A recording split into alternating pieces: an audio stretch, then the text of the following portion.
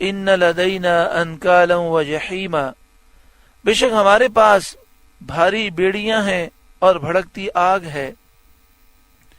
آخرت میں کافروں کے لیے آگ کی زنجیریں، بیڑیاں ہیں اور بھڑکتی آگ ہے۔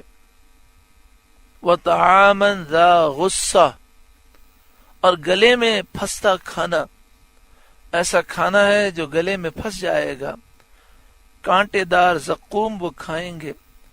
وعذابا علیما، اور دردناک عذاب، ان کے لیے دردناک عذاب ہے جنہوں نے نبی کریم صلی اللہ علیہ وآلہ وسلم کی تکذیب کی، آپ کو جھٹلایا۔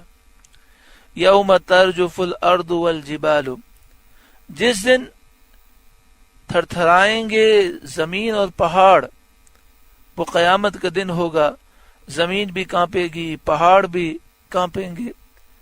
وَكَانَتِ الْجِبَالُ كَثِيبًا مَهِيلًا، اور پہاڑ ہو جائیں گے ریتے کا ٹیلا بہتا ہوا، یعنی ایسا محسوس ہوگا یہ پہاڑ نہیں بلکہ ایک ریت کا ٹیلا ہے، اور اس کے اوپر کوئی بچہ چڑھ جائے تو کیسا وہ ریت نیچے کی طرف بہنے لگتی ہے، اس طرح پہاڑ ریزہ ریزہ ہو جائیں گے۔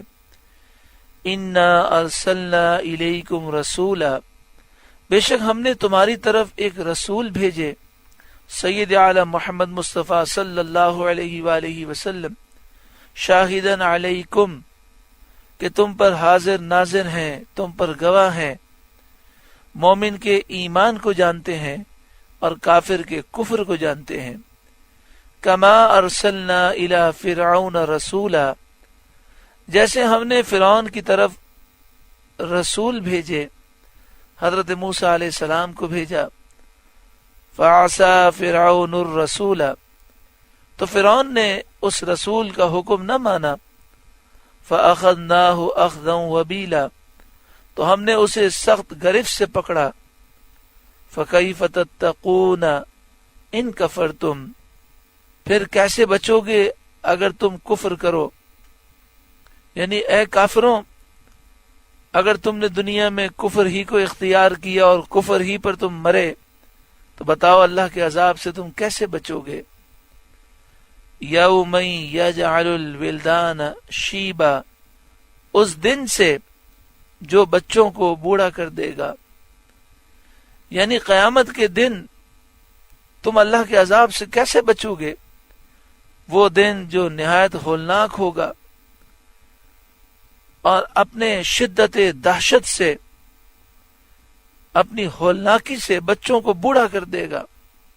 السماء منفطر بہ، آسمان اس کے صدمے سے پھٹ جائے گا۔ کان وعدہ مفعولا، اللہ کا وعدہ ہو کر رہنا ہے، اللہ کا وعدہ ضرور پورا ہوگا۔ ان ہذہ تذکرہ، بے شک یہ نصیحت ہے۔ فمن شاء اتخذ الی ربہ سبیلا، تو جو چاہے اپنے رب کی طرف راہ لے، ایمان اختیار کر کے، عبادت اختیار کر کے، جو چاہے رب کا قرب حاصل کرنا چاہے وہ کرے۔ سورہ مزمل کا پہلا رکوع مکمل ہوا۔ اللہ تعالیٰ اس رکوع کے نور سے ہمارے قلوب کو روشن منور فرمائے۔